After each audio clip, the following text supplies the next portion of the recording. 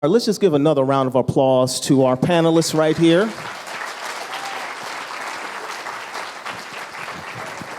Definitely moving documentary. So my name is Matthew Johnson. I'm your moderator this evening, and we are going to make a slight change in our panel discussion this evening. We want to make this interactive, okay? We want to make this interactive. So if you have questions throughout this panel discussions, feel free to come on up. We will allow you to ask those questions. In between those questions, I will ask my set of questions, but we want to make this interactive. Recording with the in audience. progress. Hey, Michael, how you doing? I'm well, thank you. Shout Thanks out for to having Michael. me.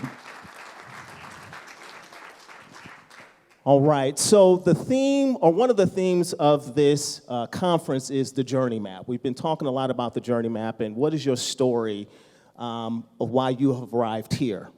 Okay, we've talked about the documentary, we've seen the documentary. I would like to hear from each of you, what is your journey map to why you're here today, which has resulted in the culmination of this documentary? And I'll start with Erin, our producer. I'll go to Troy, I'll go to Katherin, and then we will conclude with Michael. Okay, this is louder than I expected it to be, so I apologize. Well, actually, Katherin really should go first, but I'm happy to. So I was introduced to Katherin after she had already filmed some of this incredible footage. You were about 3-4 years in at that point. And I'm an attorney. Don't judge that. And watch your biases. I practice civil litigation and family law, and I also experienced a lot of childhood traumas. And the civil system not only was traumatizing me, but my clients, and it wasn't working. And I was taking a break, but still talking about my social justice warrior activism and causes, and was introduced to someone who became a mutual friend between Katherin and I. And when she told me why the film had stalled a little, funding, because independent film is expensive, and no, the studios don't pay for anything, we found a way to work really well together, and we wanted to make sure that the incredible messaging that you heard today was not left on, on the shelf. And I'll just say that, there's a lot of different angles I can speak to this from, but I think probably what's important and most relevant is I considered myself San Quentin's like resident filmmaker union rep. So this Discovery Channel, well, technically Bruce Sinofsky and Radical Media came in and they took us through this training course. And when they left us all of the equipment.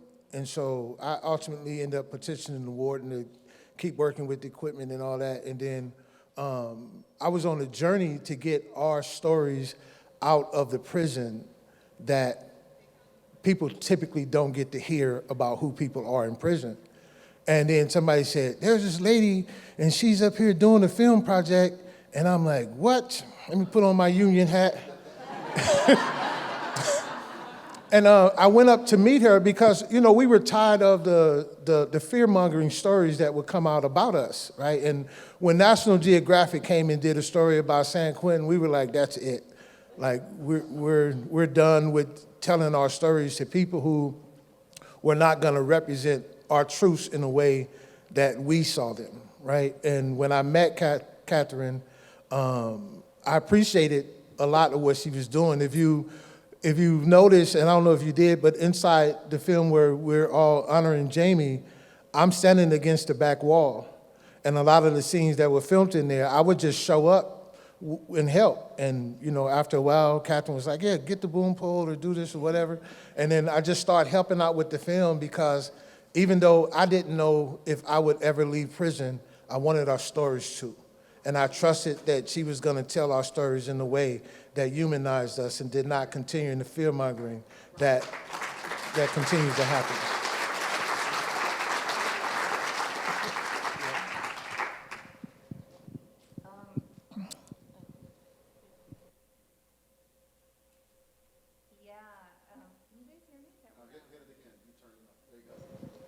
How's that? Sorry. I actually haven't watched the film in 3 years, and it took me, about 6 years to make it, and it's so emotional to watch it. It's like I can't believe I made that. It's like I poured my whole heart into it, and part of the journey was that when I first started making this film, it was probably at this point like 10 years ago. And it was a very different world 10 years ago. And I would tell people about the film that I was making and my vision with it and what I was trying to do. And I swear to you, people would look at me like I was speaking Mandarin. It was just like, what? They've killed people? Like literally, like, why the fuck do we care about that? And I couldn't get money to make the film. And I had been a public defender in Los Angeles, and then I went into prisons and I was teaching, and so I was doing a lot of activism, and I was just, kind of so up into it. But really, the journey is in the title. It's in The Prison Within. And I had that title from the beginning, which is very rare. Like generally when you work on a creative project or you make a film, it's always like, well, this is the working title, it's gonna change, and you eventually think you're gonna find a title. But really the title came to me from the very beginning. And I think it is really based on this belief, well, first that we all live in prisons anyways, kind of our own individual and collective prisons as a society. And like just a deep, really spiritual belief that every one of us here on this planet, in this room, is capable of the most beautiful, courageous, compassionate acts, but also really cruel. Like we can be really cruel and barbaric and violent given the right set of circumstances. Every one of us. And I think that us thinking that that's not the case is the prison within. And that's what leads to all the pain in the world is othering. It's othering and believing that we're separate. And that was my journey. And so I really believe that. I really believe in transformation and compassion, and that, we can tap into this, universal consciousness of love and empathy and compassion above all the bullshit. And so there you go. Thank you.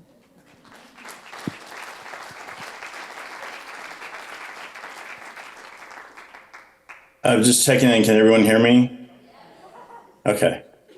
Again, thanks for everyone who made this possible. I'm sad that I can't be there, and also really grateful to you all for allowing me to be part of this conversation. And I would say my journey began in my childhood, in my home. And I was a very hurt child who experienced a lot of abuse in many forms. And at the age of 15, I committed a horrible crime. And during my incarceration of over 2 decades, I was extremely fortunate to meet folks like Jamie, who is one of my biggest life teachers to this day, and so many other folks. And during our 2 years together, I was in a space where I started learning about restorative justice, circle keeping, interconnectedness, and collective wisdom, but also kindness, compassion, love, and care, and a lot of grace and patience. A lot of things that I didn't know that weren't familiar to me in my previous life. And the work in that space, that time together, really had a huge impact on me. It was the first time that I was directly held accountable for my crime. I'm somebody who pled guilty and never faced a trial. And so I never had to face the worst thing that I've done. And in that space, I faced my peers and facilitators and told about in great detail my crime and everything that led up to it. And they supported me, they held me, they didn't turn me away, they didn't judge me. And that was a big unlearning for me, because I thought that At that time, I thought I was just the worst person in the world. And so for folks to really hold up a mirror and gave me permission to see all the truths that make me up of who I am really spoke to me in the power of collective healing. And so from there, I continued to be in spaces and in conversations with folks around restorative justice and circle keeping and community. And I really connect to this day, the pillars of RJ, including my obligation as somebody who is responsible for harm. And so I continue to be in conversations and in spaces like this from that place of obligation. And as I go into prison every week, I'm in a space where folks who are in prison every week show me the beauty that Katherin's talking about and the fullness of who they are, and remind me of the need to be present with one another, and what a gift that is. And as I look at my friends here on the panel, I also think about relationships, how important they are in this conversation of collective healing and wisdom, and in honoring our relationships, the relationship to myself as well, and also relationships like Jamie, really honoring the memory and the gifts and the life lessons that were handed down to me is a huge part of why I continue showing up and being present for spaces like this. Thank you.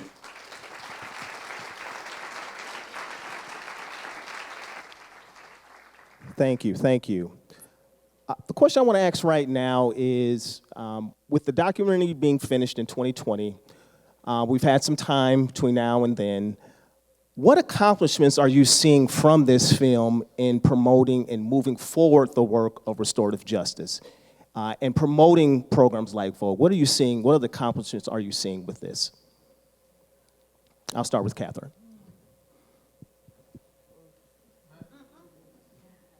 Well, we're all here Mention the awards. at a Talk about the awards. Restorative Justice Conference, which is hopeful. Gosh. The awards. We got a lot of awards. Remember the awards. Well, yes. The film itself has been very successful. It's won a ton of awards and everything like that. But I think the world since 2020 is, it breaks my heart. It breaks my heart. I think we've become more mean to each other and more divisive, and we are disowning family members and friends because they voted for Trump, or they did or did not get vaccinated, or like all sorts of things. And all of this was actually happening when the film came out. And Erin and I would have these conversations of like, oh my gosh, like this film is so important right now, because I don't want to say no one, but it seemed like the world was not doing the work of reconciliation with themselves and each other that really needs to be done. So I don't know if I'm answering very hopefully.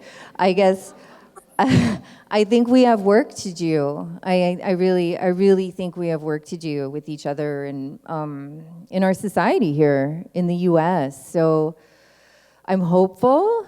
I'm very hopeful. But I think that what often happens is that we take 2 steps forward and 1 step back, right? And let's start stepping forward a bit more. Oh, you ready to go? Okay. I think I would answer that question that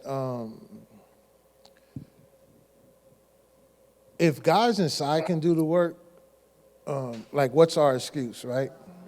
And I also think just looking at the juxtaposition between Diane and the people doing the work, and that no matter what angle you look at it from, somebody is causing harm, right? And to have that be reflected up against all the things that are going on in society and in the world right now, I think is very important, right? I think because it's becoming a model in my mind, a model of the conversations that we all need to be having, right?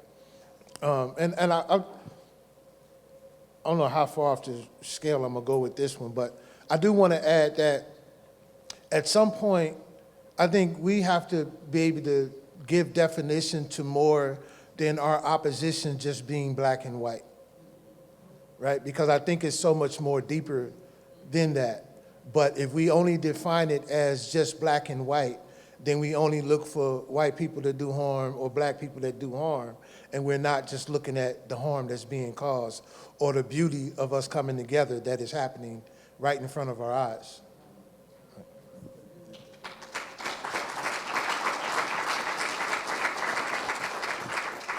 I think what's interesting about when the film came out and then what was transpiring in our community, our collective community, America, the world, your families, is the need that Katherin saw to start the project to make this film is because she already saw the forest for the trees. She saw the harm being caused collectively. Now we're seeing the byproduct of that. And so there's an opportunity for hope and healing, because I don't think anyone goes home and watches the news or has a conversation with family, even if it's tense and uncomfortable, and walks away thinking, yeah, I like it when it's like this. I love this tension. I love this conflict. I love this hate. No one feels that way. Everyone hopes for change. And so I think there is so much opportunity. And I mean, this is one of the largest conferences you've had so far, Keith. This is incredible. You all are here from all over the world, and you're here to do the work, and you're showing up, and that's the first step.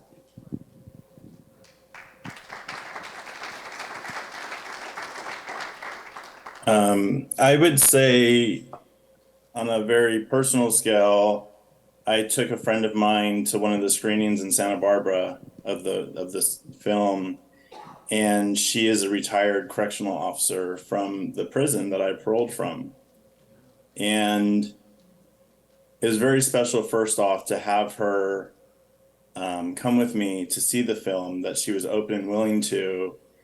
And in leaving, almost in tears, she shared how impactful and how important this film is, not only for people who've experience the prison system in one way or another, but for everybody. And she shared with me about her son who is still struggling with addiction and depression, and how this film, the power of this storytelling and the fullness of the story could potentially reach folks like her son. And she had never been a part of a conversation like this, especially as a woman, especially who works in the correctional department. And she was sharing that she wished that there was more spaces like this and more conversations happening, and that we all had access to it. And so for me, that speaks to the power of not only this film, but of authentic storytelling. And that's what I feel like Katherin, in her integrity and in her honesty, it shows up through this film, and it speaks to everyone. Because like Katherin was saying, and I relate, I was just sharing with my partner this morning, I still struggle with my prison within. As somebody who was incarcerated for over 20 years, I'm still struggling to integrate and to navigate this big world as somebody who still holds on to the pain of not only that I caused, but then of being incarcerated. And so I connect to that we all, I have a prison that I continually am doing my best to have a relationship with. And so even though I've been a part of the prison within conversation for a while, I'm still reminded that there's work that needs to be done, and the work starts with me. And it's what I have control over. It's what I'm able to do. And so I hope that one of the messages through this film is that we can all do something, even if it's just looking at ourselves. What are the biases that I'm holding? What are the pains from my childhood that are unresolved? What's been passed down to me from my elders? And what are the parts of me that need love and tenderness and kindness? And so I feel like we can all do something, I feel like a lot of the times, especially as Katherin was speaking to about the state of where we're at, especially through and after the pandemic, we don't need to focus on the big things. We can look at right here with what we're holding, and that can be enough. That can be enough. And so I hope that's part of the impact and the messaging that can be taken from this. Hey.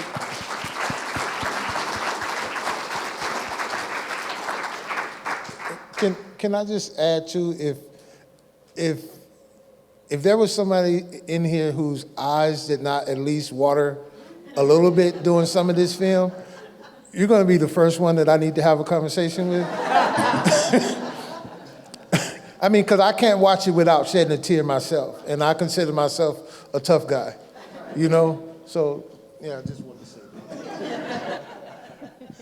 Well, and real quick, if I could, these guys are doing incredible work now that they've been released. And so we have stickers back there because, you know, it's all about branding and marketing right in this crazy world.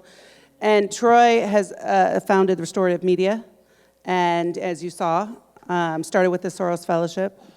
And Michael created KidCat, and it is an incredible program for kids. I mean, we need to not forget we're incarcerating children in the adult prison system, and it's to help provide mentorship. Michael, do you want to say more about that?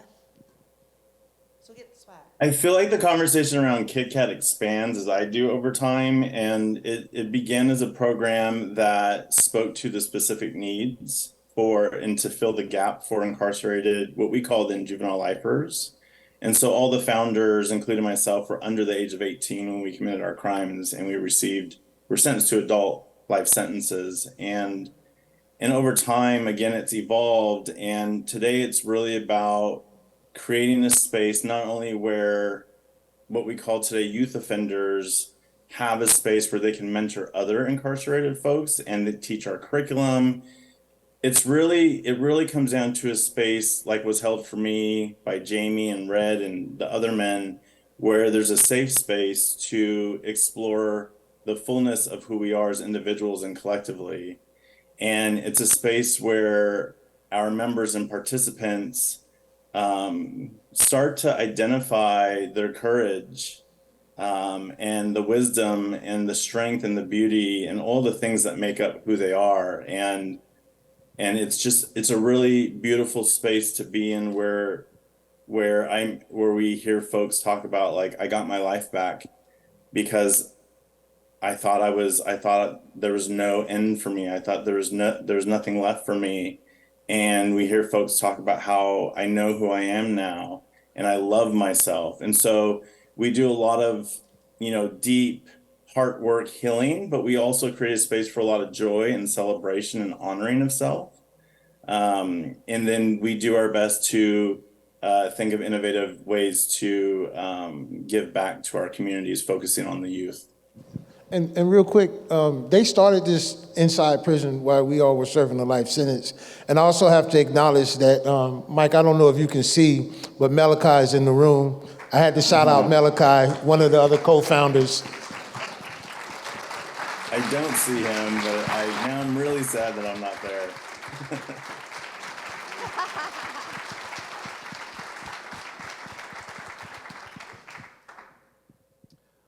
All right. So, Michael, you talked about storytelling and the power of storytelling. And Troy, you had one of the most powerful quotes in the documentary, and it was around, I hope people take the time to learn about another person's story before we judge them and throw them away. Could you talk about how storytelling has changed your life, telling your story and the life of those in Vogue? Well, my work also, like I said earlier, began inside the prison. And we watched all of these organizations, these media companies, come in, and they would interview us.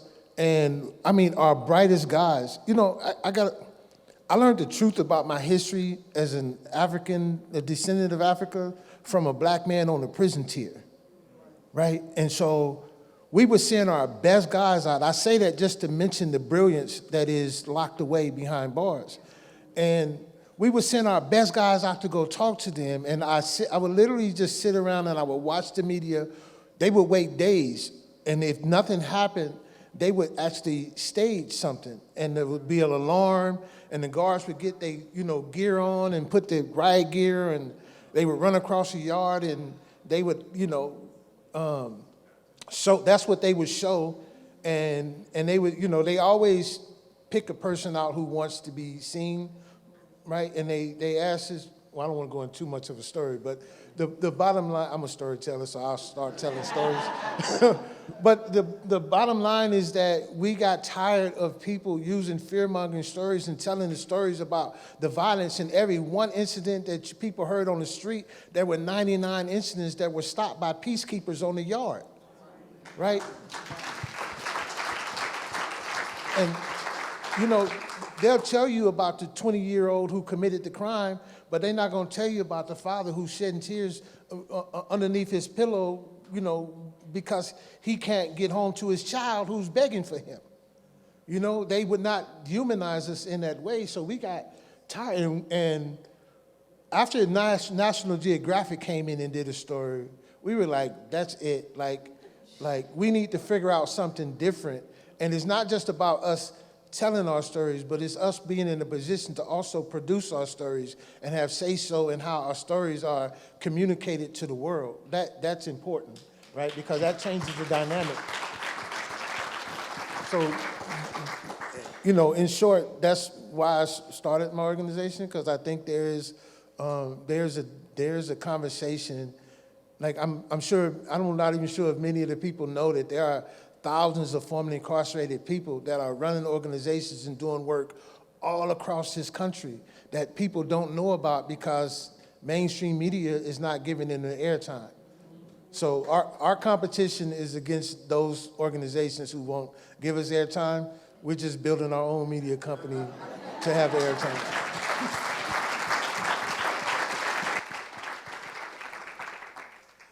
All right, Michael, I have a question for you. You also said something that truly resonated. You talked about how going through the Vogue program was liberating and you finally found your voice, right? What was that transformation like for you? I want to be transparent and say I didn't know if I was going to show up, so I typed all this out. It's very long. I won't read it. But I'll just start off by sharing an experience that I had with Jamie. And it was for our first assignment in the Vogue curriculum. And it's called the Crime Impact Statement. And there's 5 parts to this assignment.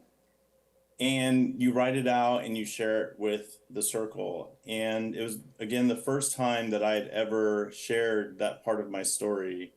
First time I ever written it out, first time I ever had it witnessed. And the 5th part of that exercise, the question is, what would bring you healing?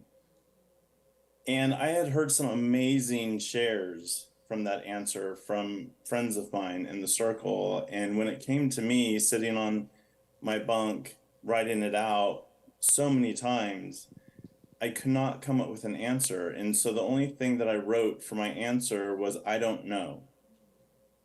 And I was worried how I was afraid that by sharing my truth in that moment, that I would experience something similar to my childhood where it wouldn't be accepted or rejected in some way, or I'd be punished for it because that's what I knew growing up.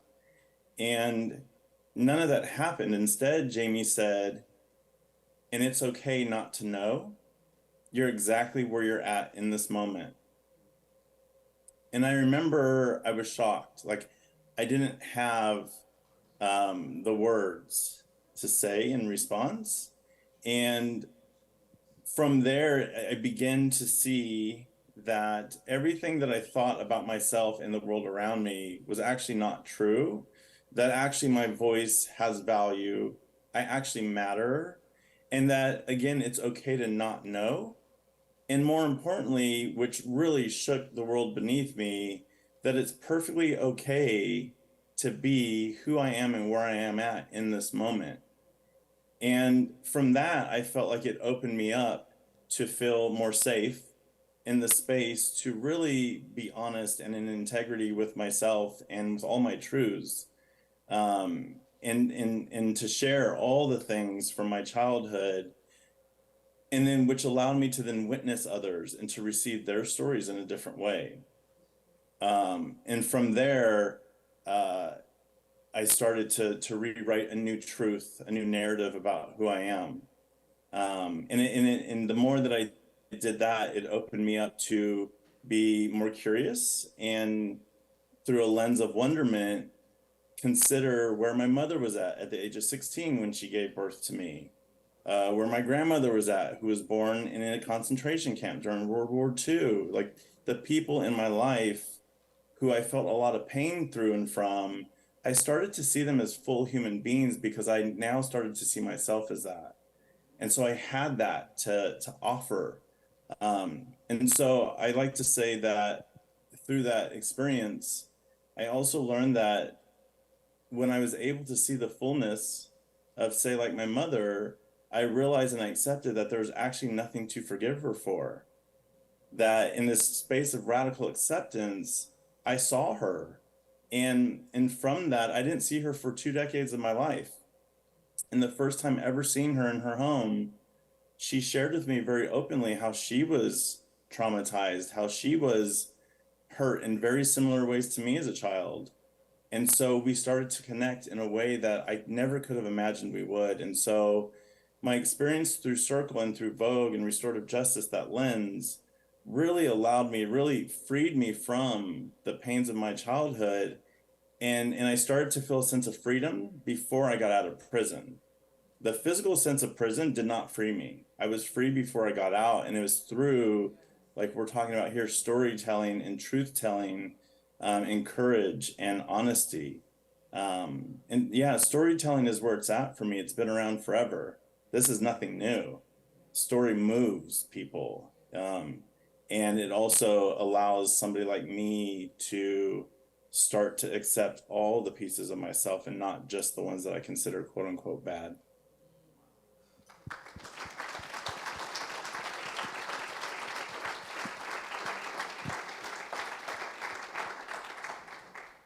All right, we want to open it up for the audience. If you have questions, come right on up. We have a mic for you. Oh.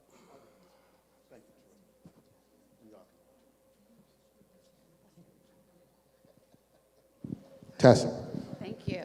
It's not exactly a question, but a comment. I feel moved to share it because it feels like, I don't know, inspired from Jamie. So I came to restorative justice through Jamie Carroll. Like, she reached out to me. I was a professor at the time in social work, teaching an advanced research course to graduate students.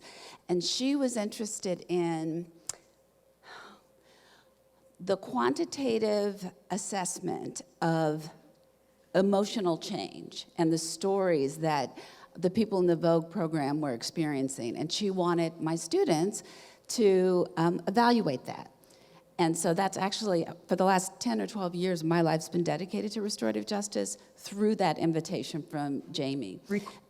And so, so we did work with the Vogue program and data from about 118 people, and found statistically significant improvements in aggression, impulsivity, and compassion.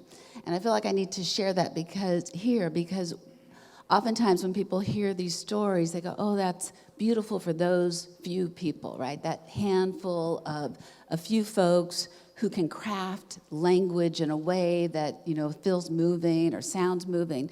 But I can tell you that 118 people, right?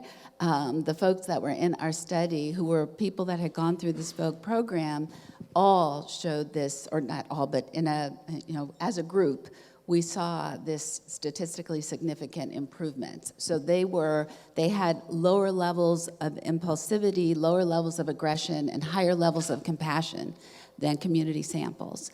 And so for the quantitative folks in here, or the people who are interested in, you know, how can I tell this story to folks who want more than an anecdotal kind of message, know that that's something that I know Jamie was passionate about at the end of her life. and something that feels like it's important to share here. So.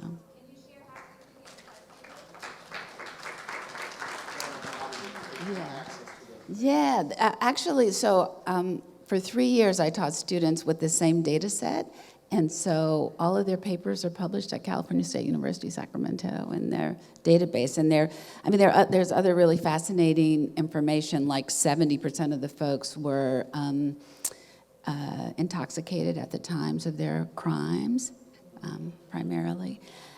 So just a lot of really powerful data. And also through folks so I'm the executive director of RJOY, and we have like 4 formerly incarcerated folks who work for us who together served over 125 years in prison and are doing restorative justice work in a passionate way. But yeah, you can reach out to RJOY and we can try to get you specific, because each study was, a specific question. So, there. Thanks.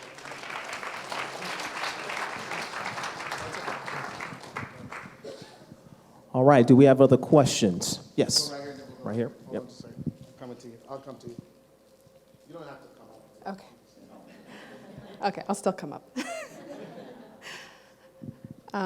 So first of all, let me just say you guys should give us complimentary Kleenex. Okay. We've talked about that so many times. I'd like to kind of think of myself as like the newer wave of folks joining the good fight here in implementation on restorative practices. And so I'm kind of looking for advice, words of encouragement. We know a lot of legislation. There's a lot of pushback on so many things pertaining to restorative practices. And I feel like we're slowly being blocked. There are a lot of barriers being placed in front of our efforts. So I guess I'm looking for encouragement or any words or advice.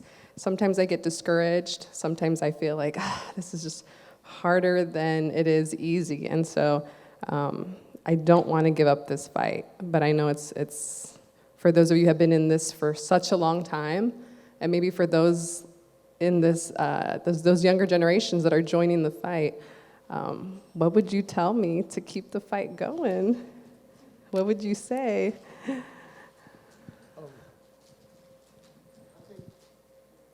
Hello.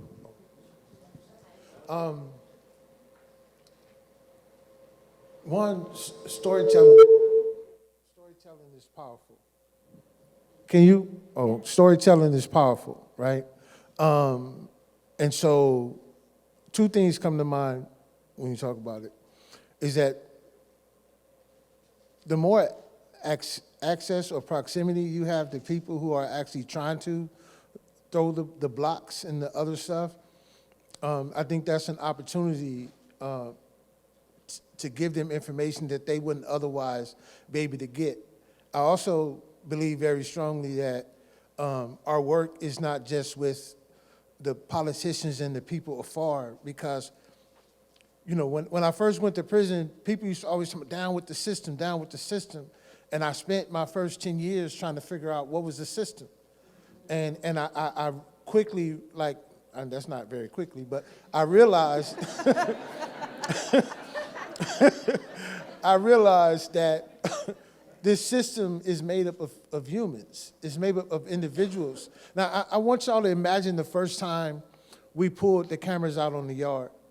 The guards would jack us up and be like, "What are you doing with camera equipment? Where'd you get it from?" I snuck it into prison. Like, what do you mean where I got it from? And then the guys on the yard, those of us who were incarcerated, there was a big issue with them because the only time that they were used to seeing video equipment was when the goon squad was coming to collect evidence, right? And so we had to do a deep education and a strategic plan so that we could inform people how this tool can actually be a benefit for everybody, right? And so we set out from there to really educate the population on that this tool can actually get our voices to places that will help free us, right? And then we had to, I remember the warden said to me, "I want you to remember that you can say anything you want to say, but you might only get to say it once," right? And he was protecting me, right? Like this particular warden was actually protecting me. He the one that gave us the equipment and allowed us to do this, right? But he said that you could say something where I could not even protect you. So we had to actually educate the guards by highlighting the positive things that they were doing. It's almost like, and I don't mean to reduce it to this, but it's kind of like when you work with a child, if all you do is punish the child, then the child wants that attention, so it's going to keep doing that. But if you actually give the child rewards for the good things that they're doing, then they're going to mimic the good things, right? Because we all want some kind of attention. We want recognition. And at the end of the day, I think we all want the same things, but we're going about very different means to try to get there, right? So we have to inform each other about how we can actually be a benefit to each other. And then the other piece that I wanted to share is that, like whatever is your passion is in that work, that's what you hold on to, right? Because nothing can deter me from what I'm doing. Like because I'm in it. And I've come across many obstacles and stuff that actually challenge me, and I take my mind to where I want it to go and not where others force me to try to go with it. Thank you. And real quick, I just want to say another challenge that we see, in the age of social media, it's like all about the likes and the follows and the number of people you have on your platform. And that can silo us off when everyone in this room has a collective vision and a collective passion for the same type of work. We shouldn't be infighting. We should be posting, we support other filmmakers and put up there, watch their film too. Wonderful. We want to see the message out there. So if you have an organization that's having an event near in your community, I encourage the cross-collaboration, because we shouldn't just be only talking to one single audience or fighting and competing for those ears. We should be working together collectively because it's about community.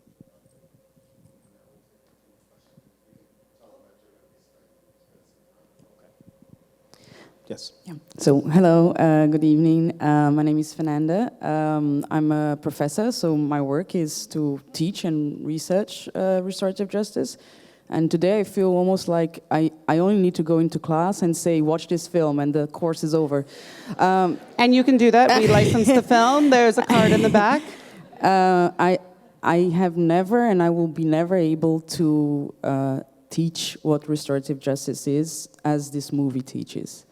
And I feel very privileged because I can speak and understand English, and that's not the reality back home. Most of people in Brazil, I'm from Brazil, will not be able to watch it in English. So my question is, do you already have subtitled versions?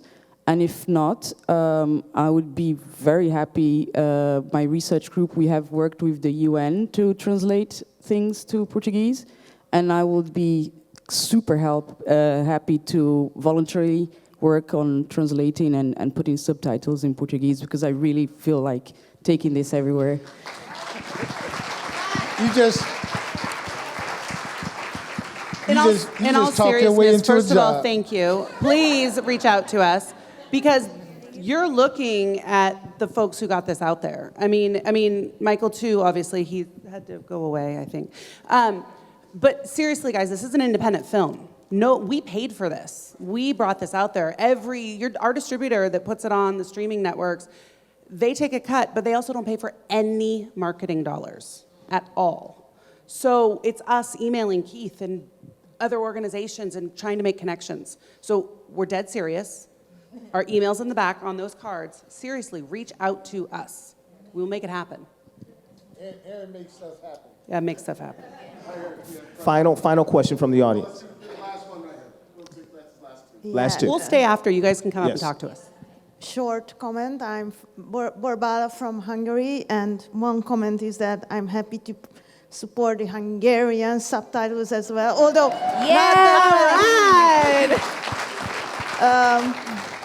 honestly, I think I fully agree with Fernanda. You ask what is the contribution of your film or what can be, and you were very modest in responding that, and I really appreciated your modesty. I think that now, as you described the cruelty of the world nowadays all over.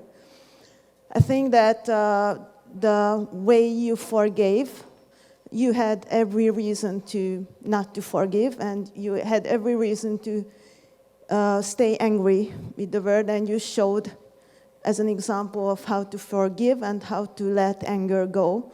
And I think if we show your model to our people, we can go back to our PT life and to tell them, do it, because others did it after tremendous crimes and conflicts. So thank you for being a role model for that. Thanks.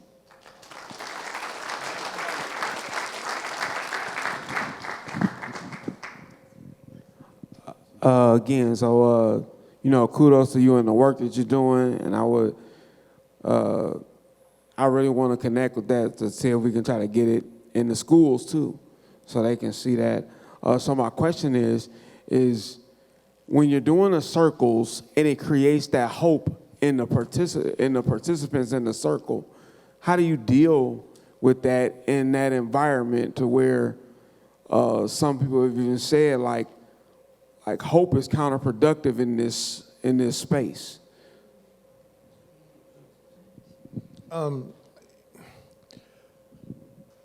When I met Katherin, I was serving a life sentence. I didn't know, in California, we had a governor who told us, we don't care what kind of life sentence you got. The only way you're coming home is in the body bag. They said that to us, right? And so the hope was in our own humanity that we were able to see. It wasn't in somebody else. It wasn't when and I get choked up thinking about this. When these black men taught me the truth of my history, and then participating in the programs taught me to get over the anger and aggression that I had felt my entire life, right? That gave me a sense of being that nobody can ever take away, right? And so, regardless of the setting, right, when a person has hope and they have knowledge of self, they're able to move through anything, right? In addition to the quantitative, information and the stuff that's out there, we've watched entire prison yards change.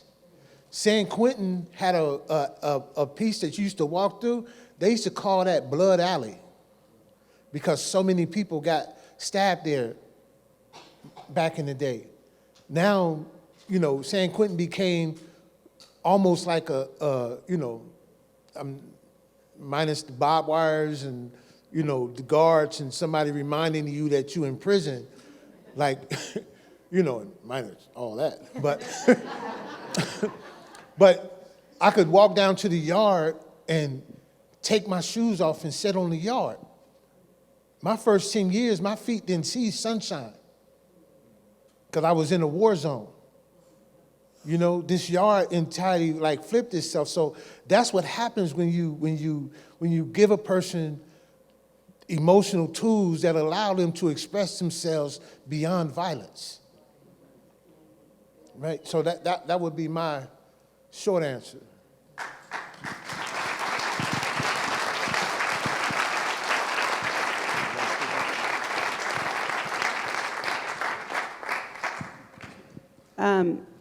Michael, sorry, I wouldn't normally text on stage, but it was Michael saying thank you, everyone. It looks like he can't rejoin. But I think more importantly, I think you guys need to understand why he couldn't be here today. It has nothing to do with anything he did. It has to do with a parole officer whom he submitted his leave request to 25 days in advance. The requirement is 10 days.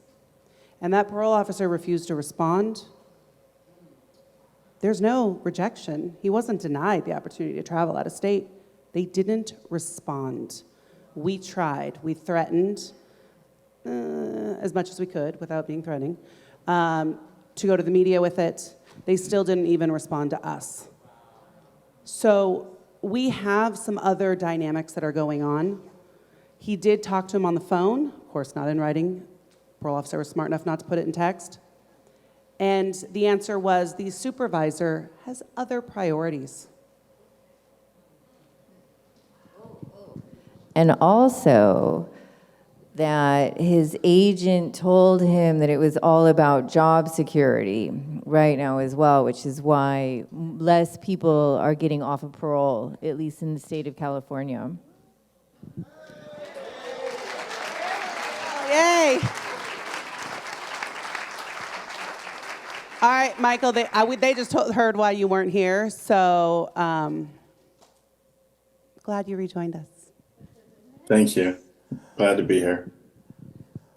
All right, all right. So our panelists, they will stay behind. If you have additional questions, you can come up and talk to our panelists. But I want to end with this. Although the story was about trauma, it did not end that way. It ended in joy. It ended in legacy.